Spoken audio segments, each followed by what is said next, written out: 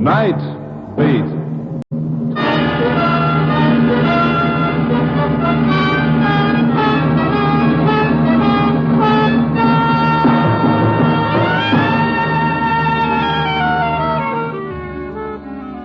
Hi, this is Randy Stone. I cover the night beat for the Chicago Star. Stories start in many different ways.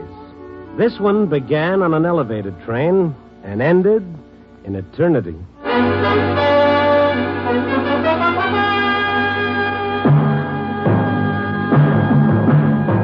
Night Beat, starring Frank Lovejoy as Randy Stone.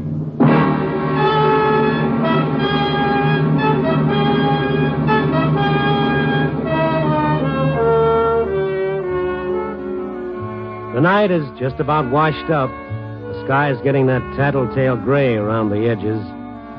Another hour or so, 3 million alarm clocks will start yakking against the eardrums of Chicago's dear hearts and gentle people.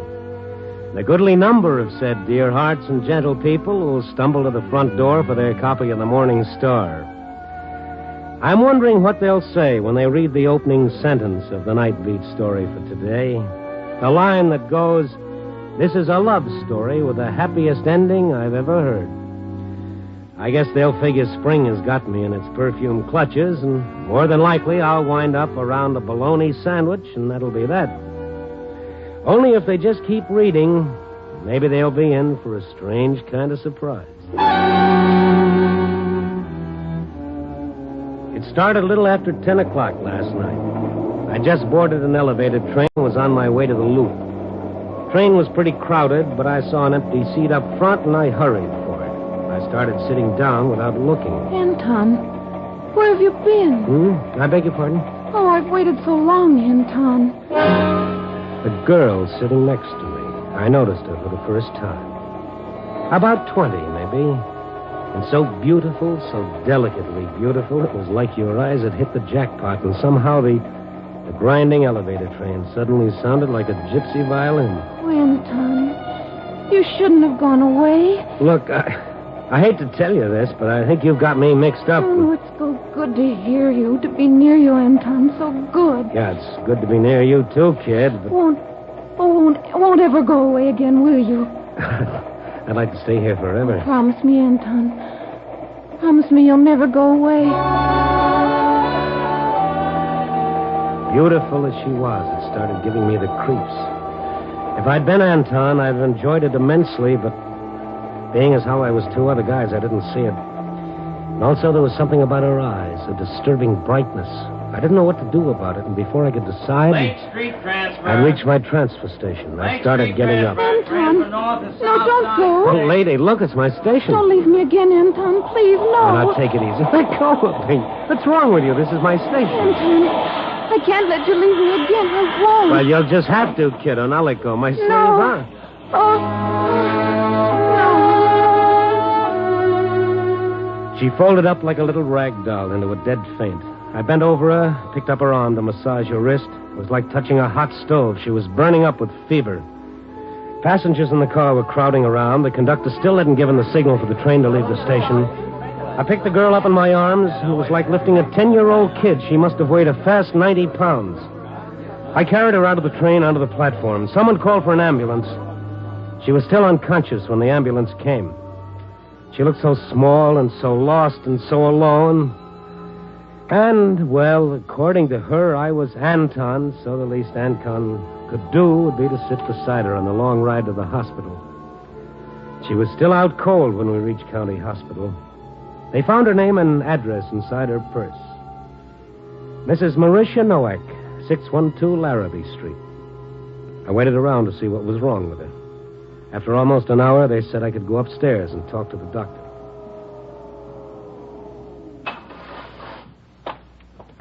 Oh, Mr. Stone? Oh, yes. Doctor, I wanted to see you about that girl I brought in, Marisha Nowak. Yes. A relative of yours? Oh, no. I just met her tonight. Oh, I'm afraid we've got to contact some relative right away. Nothing you can do for her, huh? Do for her? Poor kid's been sick for years and waits till she's dying before she comes to a hospital. Well, it takes money to go to a hospital, Doc. Not here. Why didn't she come here? What's wrong with these people? Are they proud or stupid? 3 years ago, maybe we could have done something for her, but now... Well, yeah. I don't know, Mr. Stone. I don't know. It's completely frustrating. You study medicine, what good does it do? Sometimes life doesn't seem to make any sense. Since when is it supposed to make sense? I sound like this is my first patient. Not very professional, I'm afraid. But don't worry about it. It's human. Now, this girl keeps talking about her husband, Anton. Well, she was talking that way when I met her. Yes, he's supposed to take her away someplace, to Mexico, she says, where it's warm and she'll get well. What do they expect? Miracles? Oh, sure, miracles. Maybe Mexico was going to be her miracle. Do you have any idea how to contact her husband? But doesn't the girl know where he is? Doesn't seem to, even when she's not delirious. Got an address from her purse, a place over on Larrabee Street, north of Chicago Avenue. Oh, yes, I know that neighborhood. Furnished rooms with kitchen privileges. Bring your own mousetraps. Lovely. No phone listing. I was thinking of calling the police. Yeah. Trouble is, there's so little time. Well, how much time? I don't know. Could happen 5 minutes from now.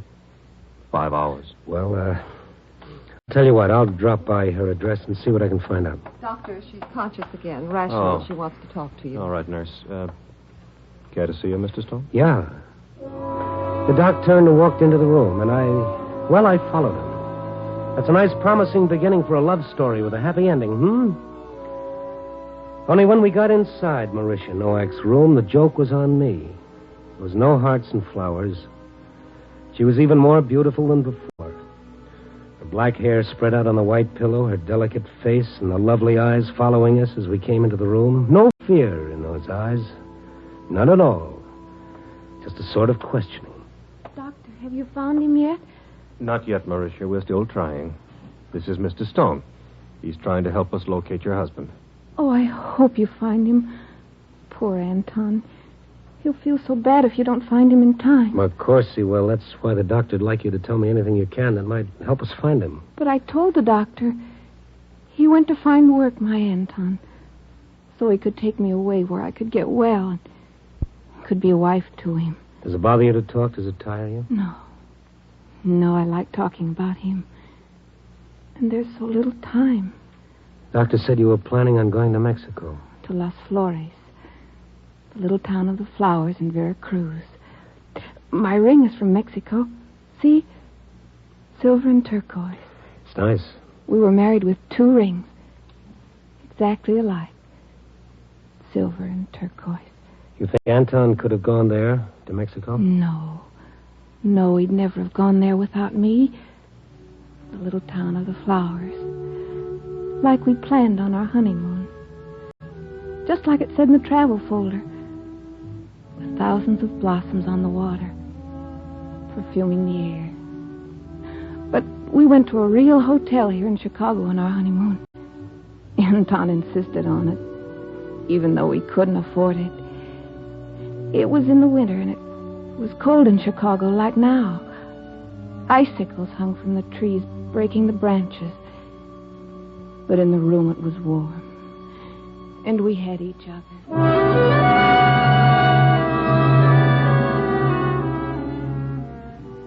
Look out the window, Marisha. You know, I've never seen the lake from up high. Isn't it beautiful? Oh, Anton. I'm so happy, Anton. But wasn't it extravagant coming here to a hotel? I'd have been just as satisfied going straight to our room. On Larrabee Street? Nah, Marisha, not on our honeymoon. We'll have time enough for that. How could you possibly imagine anything beautiful from a furnished room on Larrabee Street? Darling. But here, this is different. It's more than a hotel room in Chicago overlooking the lake. This is what we've dreamed of. Imagine it's Las Flores. Oh, yes. The little town of the flowers. Look out there, Marisha. That isn't snow. It's thick tropical foliage. And those aren't icicles hanging from the trees. They're blossoms. And the wind is warm and soft outside. Oh, you'll get well, Marisha. We don't need money. We can live for practically nothing. Fresh fruit growing on trees. All we can eat. Oh, we will go there, Anton. We will. And I'll get well there. I'll be a wife to you, Anton. Just you wait and see.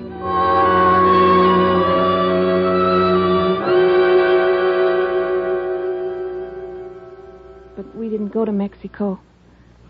And then Anton went away. And you haven't heard from him since? No. But I don't blame him. Why should a man stay with a wife who's sick? Oh, no. You said yourself you went away to earn money for your trip. Yes. Yes, that's it. But now if I could only see him once more, just once, to tell him not to feel badly, to be happy for what we had. If I could only tell him not to feel sorry. Because it was the same as if we really had been us Flores. Well, you better rest now. I'll try to find him. It's tough when they know they're going to die. It's not that they're scared, but suddenly there's something they feel they've got to do when time is running out. That's how it was with Marisha Noack. She had to find her Anton to tell him it was okay about a little town in Mexico that neither one of them had ever seen or ever would see. How do you find a guy like that, and what was I doing looking for him? Oh, well. I took a cab back to the Loop. I picked up my car and drove over to the Larrabee Street address. It was a rooming house, all right, and the poorest-looking one on the block. I rang the bell and I waited. A middle-aged woman came to the door. What is it? Are you the manager? If you're looking for a room, I got no vacancy. Oh, no, I don't want a room. You have someone living here by the name of Noack? Yes, but she ain't home. She ain't been here all day. I know that. She's in the hospital. The hospital? Oh, the poor thing. I was worried about her. She's never been out late like this. Is her husband here, Anton Noack? Oh, I know. He ain't been here for a long time. Working someplace out of the city, I think. Well, do you have any idea where? I've got to find him. Mrs. Noack is... Well, they don't expect her to live. He's got to be notified. Oh, no. Oh, that poor little girl. For such a long time she's been sick. Come on in, please. Maybe there's something in here written down. Or maybe Mr. Noack's brother would know. His brother? Where does he live? Well, now, I don't know exactly. He's the one that's been sending Mrs. Noack money to live on while her husband's been away. That was a beginning. We found an envelope from the brother in the girl's room. Paul Noack. He lived on Clark Street in the Lincoln Park neighborhood. I drove over. There was a man coming down the steps as I got out of my car. I stopped him when he got to the sidewalk. I beg your pardon? Yes? I saw you coming out of that building. You wouldn't be Paul Noack, would you? Why do you ask? Well, I'm from the Chicago Star. I'm trying to locate Anton Noack. Well, I can't help you. I don't know anything about him. Excuse me, I'm late to work. Mr. Noack. You are his brother, aren't you? Yes, but... Well, what's the matter with you? I don't know anything about him. He's gone away someplace to work. Look, fellow, I got to find her. Marisha's very sick. Marisha? She's in the hospital. Oh, I didn't know. I got to find your brother right away. I told you I don't know where he is. My brother and I... Well, we don't see each other. I haven't seen him since he left. But he's written to you. He must have. You've been sending money to his wife. All right. It's none of your business, but I'll tell you. I had one letter from him. He asked me to do what I could for Marisha until he could send for her. Where was the letter from? Say where he was working? Someplace in Montreal. He didn't give any address. Some fur company, like Chicago Montreal Furs. Well, it doesn't sound like you're telling me the truth, Mr. Noack, but I can't see why you'd want a thing like that on your conscience. I'm telling you the truth. Well, okay, but don't take it so hard. Oh, Marisha. That poor kid. I'll see you the first thing tomorrow. Well, you better make it tonight. I can't. I just can't. We're right in the middle of our tax work. Oh, yes. Mm-hmm. Yeah, well, I see your point. Only thing is that tomorrow she'll be dead. It's not true. Doctors are notorious for saying things like that. I don't believe it for a minute. Would you believe it if you weren't in the middle of your tax work, Mr. Noack? Now, you have no right to talk to me like that. No right at all. I'll see you tomorrow, I tell you. I'll see you tomorrow. You get out of my way. Get out of my way and stay out of my life. Stay out of my life or you'll regret it, Mr. Stone. Now, what was that for?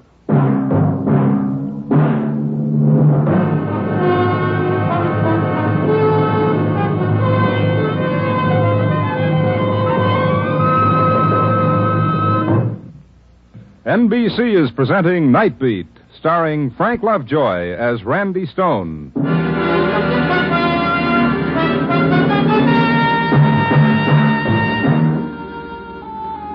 A love story with a happy ending. Yes, that's what the man said. Only right at the moment, if there was any happiness in the world, it was staying out of my sight. Almost midnight, and Marisha Nowak up at the hospital hanging on to life by her fingernails until I could find her husband, Anton. Nothing to go on but the name Anton's brother had thrown at me, the Chicago-Montreal Fur Company.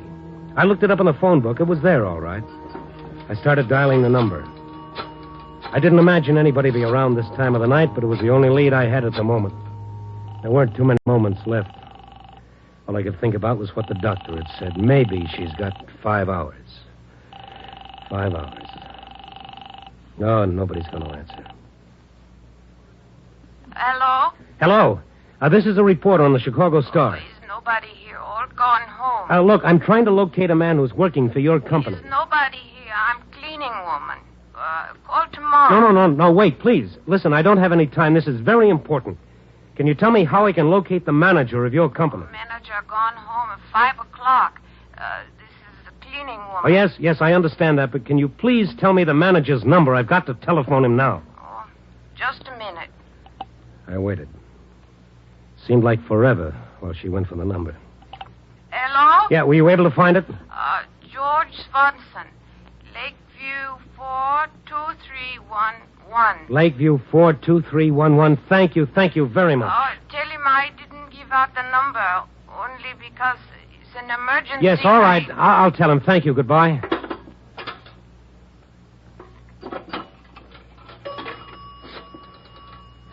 LA 42311.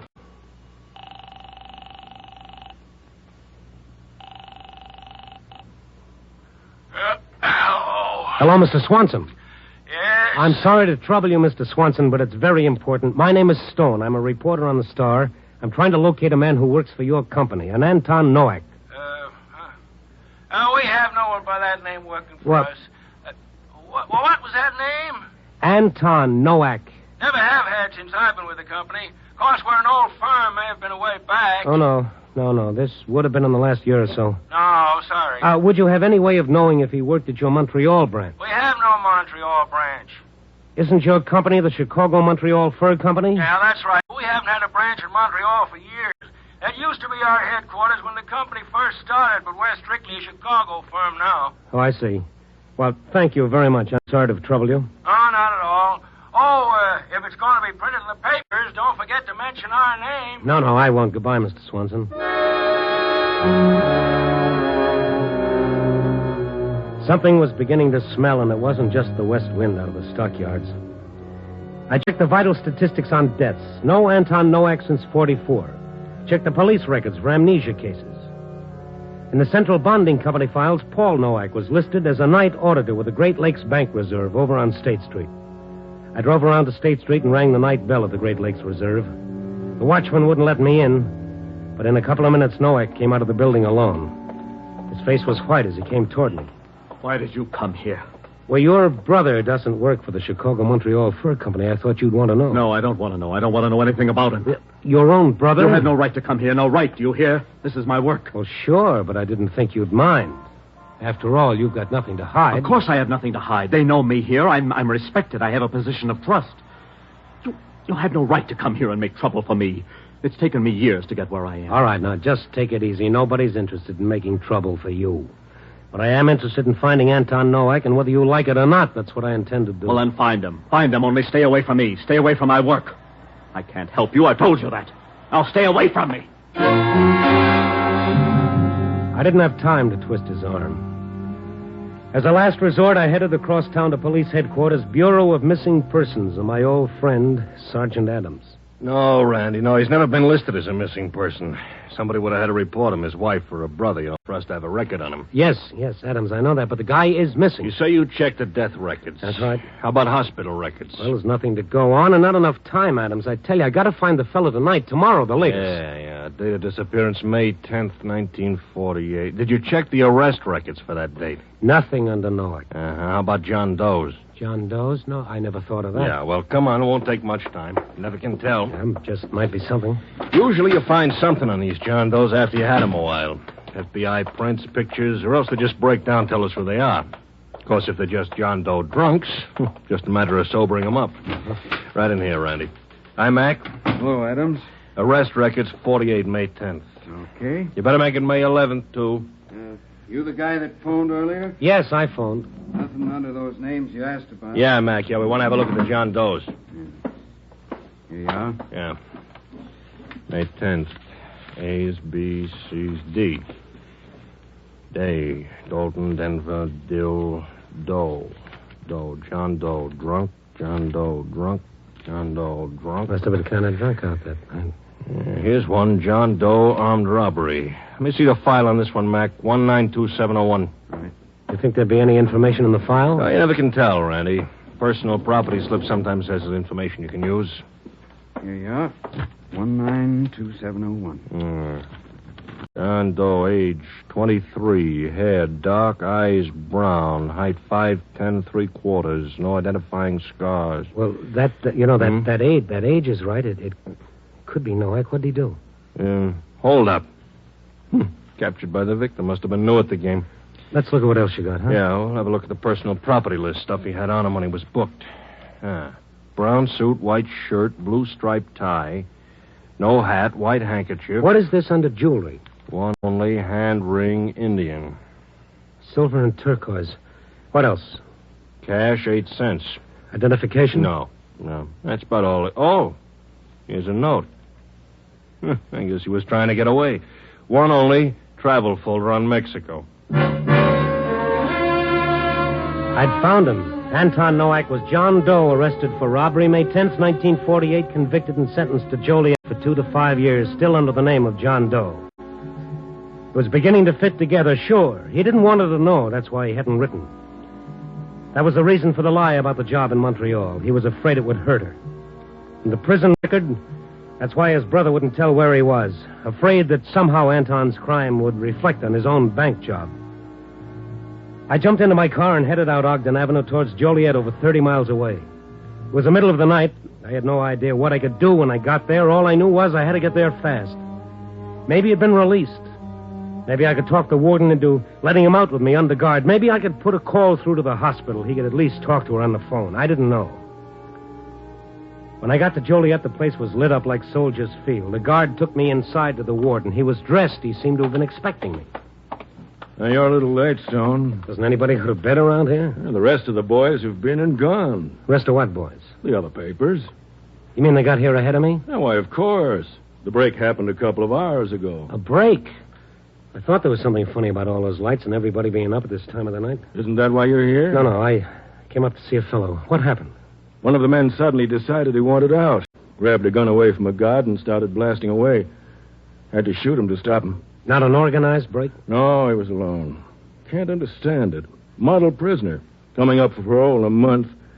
And tonight he just blows up. Poor fellow. His name wouldn't be John Doe, would it? One of many. How did you know?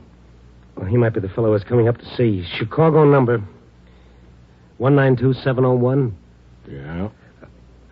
So that's a shame. He's in a hospital cell down the hall. I see him?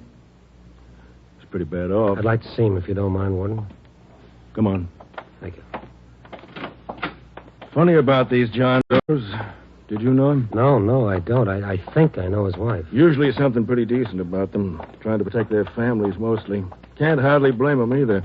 Oh, Hello, Warden. Doctor, this is Mr. Stone. Mm-hmm. One of the Chicago papers. All right if we go in and talk to him for a minute? Well, I'm afraid it won't make much difference, Warden. Go ahead, Stone. Thank you. Hello, fella. Hi. I don't want to bother you, but I came up here tonight looking for a fellow named Anton Noack. My name's John Doe. Yeah, this Anton Noack, I never met him, but from what I hear, he's quite a guy. I wouldn't know. I had it from a girl named Marisha, his wife, I believe. She loved him quite a lot. By the way, that ring you're wearing, where'd you get that? I stole it. Really? Why would anyone steal a cheap little bit of silver and turquoise? I happen to like it. Uh-huh. I saw one like that on a girl once. It was a wedding ring. The girl liked it, too. This fellow Noack gave it to her, but then he got into some sort of a jam. He had to go away for a while. He didn't tell her anything about what happened. He was afraid it might have hurt her. Would have killed her. No. Would have made her unhappy, maybe. But she would have understood. She loved him an awful lot. She would have been glad he was squaring things up. She loved him an awful lot. What do you want, mister? Well, like I said, I was just looking for a fella. Just one question for the paper. I'm sorry I have to ask you, but how did you happen to pick tonight to break out? Why didn't you wait for your release? I don't know. Something made me. Something kept telling me she needed me. Doctor, quick. Marisha. Flowers on the water. How beautiful in the sunlight. He's gone. Instinctively, I looked down at my watch. 2:35 in the morning. A nice lonely time to make your curtain call. 2:35 a.m. Fine little night I've been having. I really felt low. I telephoned the story into the paper and went back to the hospital. I wasn't going to be much help to Marisha Nowak, but I promised I'd come back. The doctor was in the hall working over some reports at the night desk. He looked up when I stepped out of the elevator.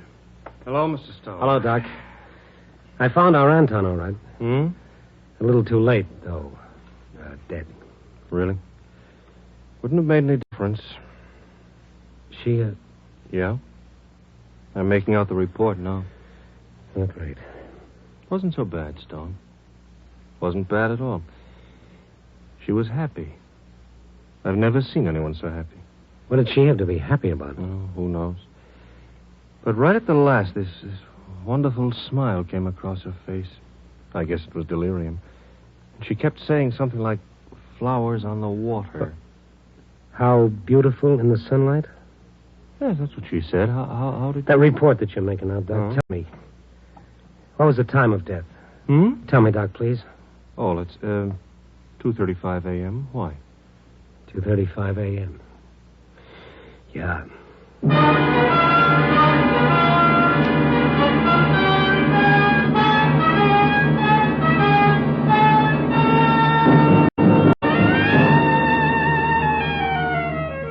So here I sit, watching the dawn creeping up on Chicago, tapping out 30 to my story for tonight. A love story, no less. A very pessimistic fellow once wrote, when two people really love each other, there can never be a happy ending. Well, it could be. But then again, maybe that pessimistic fellow used one word too many.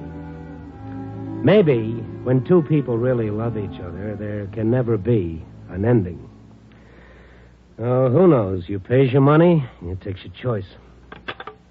Copy, boy.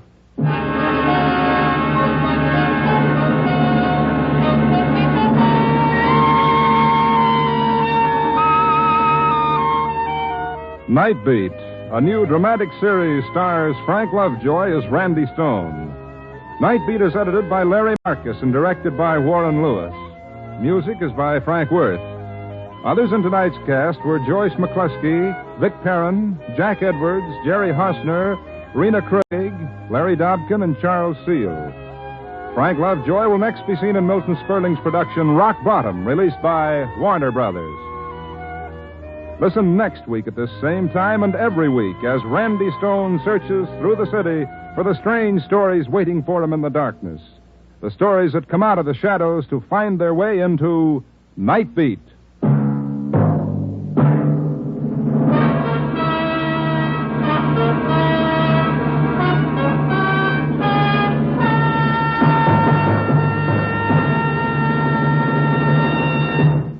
There's more great action-packed entertainment for you throughout the week on NBC. Other mystery adventure programs include such popular shows as Dragnet, High Adventure, and Christopher London.